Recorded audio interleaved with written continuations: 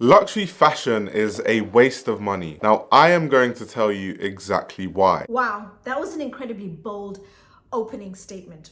I'm not Bernard Arnault's hype girl by any stretch of the imagination, but I recognize when credit is due. Bernard Arnault is a businessman who is incredibly intelligent, he's calculating, he's fearless, he's a trailblazer. And early 2000s, he saw an opportunity to start buying up aspirational brands. And I don't think for a second, when he started building up Louis Vuitton, Moët Hennessy, he didn't think for a second it would become as successful as it has today. And throughout your video, you consistently mentioned he has single-handedly destroyed luxury fashion. I don't think that's the case. I think the issue with luxury fashion lies firmly with us as the consumers.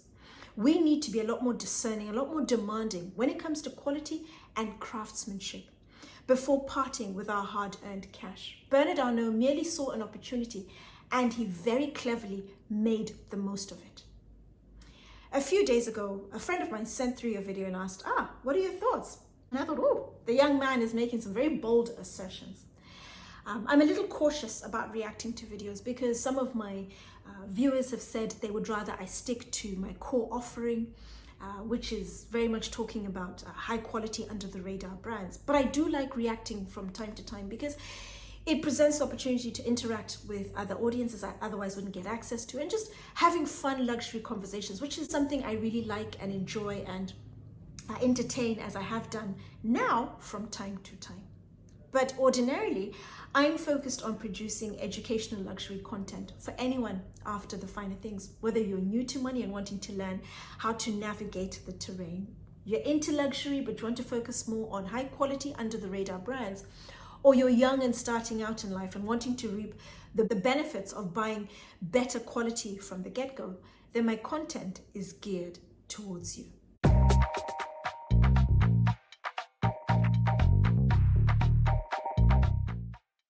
Really amazing book by Dana Thomas called How Luxury Lost Its Luster. The fact that you consistently quoted Dana Thomas's book, How Luxury Lost Its Luster, made me incredibly anxious because the book is 16 years old. The fashion world, luxury as a whole, incredibly dynamic, fast-paced, constantly evolving, tastes change, trends come and go. And so the period you started your video with, the 20th century, the tastes, the styles are redundant now. The market has changed so much. For a start, the market is significantly bigger. 20th century, when you started, it was very much high society. So your royalty, your aristocracy, for example, nobility that you refer to, the rich people. And then over time that evolved onto your entertainers, your musicians, for example. But today, the luxury space is open to absolutely everyone for the taking. The internet has literally opened up luxury to the entire world.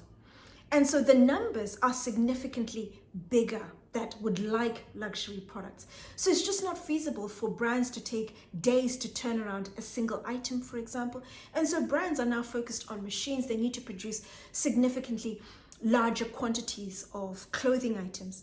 But the unfortunate thing is a lot of the skill you'd get from the handwork has been lost, but you do get some of the independent brands you mentioned in your video towards the end that have maintained some of those techniques, the skills, the personnel, and do produce smaller quantities of clothes made from a lot of handwork. But that is incredibly expensive, it's labor intensive, and that's out of the reach of the majority of people in this world. So 20th century to now, the landscape has totally changed. The market now needs ready-to-wear clothes that are ready to buy and wear, and you get on with it. The issue now, of course, is quality. Fast forward to now, a little bit back, 2000. A hugely successful British economist working for Goldman Sachs called Jim O'Neill. He coined the acronym BRIC, and BRIC stands for Brazil, Russia, India, China, and in 2010 he added the S to BRIC for South Africa. Those 5 countries, at that time, there are more countries that have been added to the BRIC group this year, were the fastest, or some of the fastest growing emerging market economies in the world. And they were producing and increasing a rising middle class with money to spend. They were aspirational, they were striving for more. And throw into the equation the internet. The internet then opened up the world to everyone. So you're getting a rising middle class with money. They're seeing high quality Western luxury products, which they want. Step into the foray, Bernard Arnault starts to seize the opportunity. He's seeing people with money. He starts buying aspirational brands and creating hugely aspirational, iconic products. And he marries those with the aspirational audience. And that was the beginnings of what is now the behemoth Louis Vuitton Moet Hennessy, which then triggered all the other brands that are also growing, Kering, Richemont, for example, that also quoted. And then back to the bit about Dana Thomas and how you referred to her work and how it's literally pivotal and what the fashion space is focused on. She has laid the foundation on what is the fashion space today. Bear in mind that this book came out in 2007, so a lot of the figures that she quotes in the book are probably, you can multiply all those figures by 10, if not more. It's not just the numbers that need to be multiplied by 10, but all the various excerpts you included within your video were vastly out of date. None of that information is applicable to date. And what also made me even more anxious was the fact that you're going to be reviewing this book afterwards because you think it's a great foundation to the fashion industry as we speak today. I think I haven't read the book. I was tempted to buy the book, but the fact that it's 2007, it's 16 years out of date. I would be confident enough to say I don't think there's a single thing that's still relevant in that book. The industry is too fast-paced. There's a book I referenced 3 years ago. An HSBC equity research analyst, Erwin Ramberg. I forget the name of the book, but I'm going to include a snippet just next to me. And this is a book I last read when I bought it in 2020. I haven't looked at that book since because it's 3 years out and a lot has changed. There's some great bits that are foundation because it's not too far out. But after 5 years, I don't even regard anything. I wish I could recommend a book for you to read that's more recent, a lot more relevant. But I can't think of anything. If I do, I'll include it in the description box down below after recording. But I do tend to read a lot of management consultancy reports, accountancy reports, stuff around Gen Zs, your Millennials, your Gen Alpha, the luxury space. They're relevant, they are current, and you have analysts who are pulsing with the industry, telling you exactly what's happening at the minute. And I'd be more inclined to recommend those than a book that's 16 years out and has very little bearing to what's really happening now. Luxury goods industry, as it is known today, is a $157 billion business. The luxury goods market as of 2022 was valued at $1.45 trillion. For the sake of transparency, with all of my reaction videos, I will always source my data either from Tier 1 European or American investment banks, the top management or accounting firms. In this case, I have sourced all of my data from 2 Bain & Co. research reports, which I will include the links in the description box down below. They cluster their stores on main city avenues, in airports, in outlet malls. Their advertisements fill magazines and blanket billboards. There's the fashion landscape pre-COVID and then the landscape post-COVID. 2 very different landscapes. Before, it was all about, as you mentioned, print media, and it was also going into the brand's store, physically going into a store. Whereas COVID meant that people weren't able to go into stores. And so having digital online presence really became significant. And a number of brands really struggled because they weren't particularly prominent online. Think, for example, Chanel. You still have brands like Goya who don't have any digital presence online where you can physically buy their products from their store. You always have to go in. So when you have pandemics, for example, they really struggle.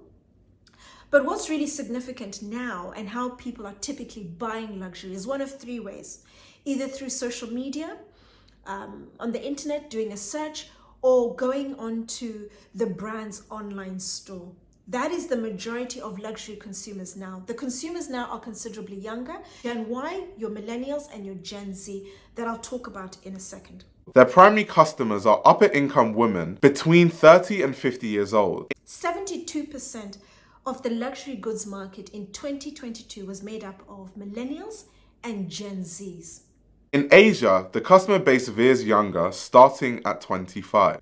The customer base is now even younger. As I mentioned before, 72% of the market is your millennials and your Gen Z. Millennials are starting to buy luxury earlier, 18 to 20. Your Gen Zs, they're buying luxury from about 15. And Bain & Co predict that by 2030, millennials, Gen Z, and Generation Alpha will account for 80% of the luxury goods market. And I'm sure Gen Alphas will be buying luxury from 13. They dressed celebrities who in return told every reporter lining the red carpet which company had provided their gown, jewels, handbag, tuxedo, or shoes. They began to sponsor high-profile sporting and entertainment events. Bernard Arnault has this way of using LVMH, and the way they market is they talk about history a lot. Use that history to sell a t-shirt and to sell perfumes and to sell cosmetics. Luxury is what it means to you. Luxury is not just about quality, but now luxury is about a feeling. It's about how it makes you feel. I'm like, if you're going to charge me $2,000 to $10,000 for a product, it has to be high quality. I don't care how it makes me feel. There's a fairly chunky middle bit where you talk about Bernard Arnault always referencing the heritage, the bit about the slick marketing, celebrities, Louis Vuitton sponsored events, for example, and then your feelings and how you didn't like the fact that there's all this talk about feelings when it comes to luxury. You just want to focus on quality. I'm just going to group that all into one. Luxury, whether you like it or not, is about an identity. People buy luxury goods because they want to identify with whatever that luxury good stands for. And so when Bernard Arnault references the history, for example, what he is saying is, we've been known for producing these brands, the 20th century, great designers. They were known for the phenomenal quality of the materials they used, the exceptional craftsmanship. So the brand is dipping back into that. It's giving the consumer confidence in the provenance of the product, where it's coming from, the history, the quality, the craftsmanship, the skill to make the products. And then nowadays they have this modern spin where they have built hugely iconic, aspirational products for each brand, the aspirational consumers I mentioned before. And this is where the magic sauce lies, not just for LVMH with Bernard Arnault, but the other big groups as well, Richemont, Kering, for example, and a number of others, as you have rightly mentioned. What they will typically do is each brand build iconic products. Think, for example, Givenchy with the Antigona, Louis Vuitton with the I think it's called the Alma. There's the Speedy. There is the Neverfull, for example, and then you have Fendi with the Peekaboo, for example. They will build those iconic products, put some really slick marketing on them, make them hugely iconic, aspirational, air of exclusivity with the phenomenal high price tag. And then people are drawn to them because they want to associate with whatever each of those brands stands for in those eyes. That is a formula that's been used literally on wash and repeat by all the brands, and they'll keep doing it because it works. It's lower hanging fruit. People want to buy the products that people see, they like, they're revered, they're associated with the celebrities, with different events. They mean a certain thing in certain societies. For some people, it means you're happy. It means you've arrived. You now can afford certain things. And so it's all of the slick marketing together with the heritage that has made Bernard Arnault phenomenally successful. Look at yourself. Particular instance, you refer to the horse-bit loafers and how you like the history associated with the horse-bit loafers from Gucci. But what has stopped you buying them is the quality. But with most consumers, they will buy into the history of the horse-bit loafer and then buy the shoes because they want that complete association. But what we need more of is for people to move away from the hugely aspirational brands. You did also touch on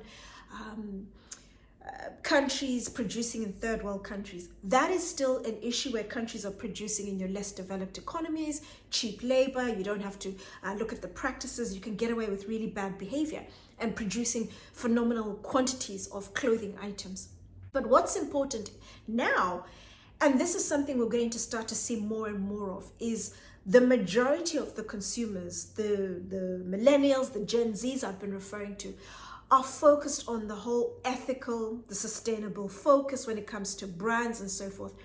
They like authenticity, they like transparency, they like functionality, they like honesty when it comes to a brand. And as more brands become aware of the fact that it's a younger consumer with certain demands, and for them to stand out, they need to be mindful.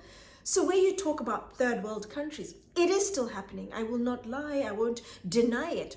But what you'll find is there are a number of companies that are coming up and doing incredibly well off the back of being a lot more ethical in their practices, sustainable in their production methods, the materials they're using, for example. And more of those companies are starting to rise, and your younger consumers are pushing those brands to the forefront through the power of social media. Just to get a few on your radar as a way of navigating, think of brands, for example, such as a recent one I've come across, Maison Julienne, Mother of Pearl, Eileen Fischer, one of my favorites for bodysuits and t-shirts, 90%. Also throw into that equation, Vega, Gabriela Hearst, and also Byte Studios. If you enjoy high quality fashion, the last place you should look is these big heritage houses. I do agree with you to an extent that if you're after quality, go for the smaller independent brands as opposed to the big groups with the heritage houses. But there still are a few under the radar golden nuggets within the big groups you've mentioned that don't always get the publicity they deserve. Think, for example, within LVMH, you have Céline, you have Loewe, you have Loro Piana. Kering, you have Brioni, and then Richemont, you have Alaia, and you also have Dunhill. I think for majority of you, if you like high quality clothing, I think you should look elsewhere. I think you should support independent designers that actually, care about the clothing. Some smaller brands, I think, really worth getting on your radar. One that can never do any wrong, one of my personal favorites, Jil Sander. For Macintosh, directional fashion, think, for example, the usual suspects, Issey Miyaki, Yohji Yamamoto, but one high quality, very much under the radar, Hayford, London. For suits, one I've mentioned, Brioni, you've got Kiton, you've got Attolini. For shirts, Charvet. You mentioned Japanese salvage denim. Think, for example, Ironheart, a British brand. You have Osaka 5. You also have Japan Blue. And a brand I recently discovered in the last couple of years and really liking, Lemaire. Most of the brands that are high quality now is because they've gone through generations without being owned by a conglomerate. And once they're owned by a conglomerate, the quality goes down. This is not just a fashion thing, by the way. I don't think that's altogether true. There are still some amazing brands, very much under the radar, owned by the big conglomerates. Two immediately come to mind. They're not within the fashion space, but broadly luxury. The first is Moynat. It's not owned by Louis Vuitton Moët Hennessy, but it's owned by Bernard Arnault. I don't know what the ownership structure is. It doesn't matter, but he has pumped money into that brand. First opened in 1849, and then it closed down and then was reopened in 2010. He has built it into a brand, which is why he bought it, to rival Hermès, and he's done a phenomenal job. The craftsmanship, the quality of the work, their bags are better than Hermès. Another one recently bought by Richemont in the last couple of years, Delvaux. Again, a phenomenal brand, founded in 1829, and it's been going ever since. It's a Belgian brand, typically carried, or it has been known to have the Royal Association. I recently created a video where I was saying I hope Richemont don't change the look and feel of the brand. I don't think they will, I don't get that impression. But what they're going to do is just raise the profile of Delvaux, because I do sense the big brands are seeing that although quiet luxury was something that people were talking about as a trend, it's not. It's a mindset, and it was only heightened off the back of Gwyneth Paltrow's Succession, for example. I'm really into fragrances and perfumes. The same thing happens in perfumes. You hear so many times of companies like Estee Lauder acquiring the rights to a fragrance company, and all of a sudden they reformulate all the fragrances. For what it's worth, I think it's really important to buy whatever luxury items you are after from a brand focused on producing just those items. So if you're, for example, after household items, knives, pots, fragrances like you mentioned in the video, go with a brand that produces that. Whether it's Wusthof, Zwilling for everyday knives, for your pots, Demeyer or Staub, or fragrances, Creed, Henri Jacques, Kilian, Frederic Malle, for example. Smaller brands will be focused on producing the very best they can afford. They only have that particular product to make a success of things. And what you'll also find is that service and aftercare tend to be very good as well. That is how they set themselves apart from the big players in order to be able to gain business and maintain and keep getting repeat business from the consumer. What I also say is always try to buy the very best you can afford. I am huge on buying high quality. You buy the very best you can afford and you reap maximum benefits. Whatever it is you buy performs very well and it lasts a lifetime, if not a very long time. I've thoroughly enjoyed creating this reaction video. I think what really got to me was I think you gave Bernard Arnault a really tough time. He's a man who merely has seen a phenomenal opportunity of marrying hugely aspirational consumers with aspirational brands by creating iconic products which they in turn keep buying. Luxury is an identity people will buy to be seen, to be revered, to show off, to say they've reached a certain status, to relate to a certain celebrity, the identity of whatever that luxury item is. It's very much an emotional purchase, but it's for us as consumers to become more discerning, more demanding. There's the internet, which has opened up the world to everyone. There is a ton of information for you to research brands, to make sure that your money always works for you and you get the most from your money. It would be great to get your thoughts. Do let me know in the comments down below. But to all my viewers, thank you for watching, and I look forward to seeing you all again soon.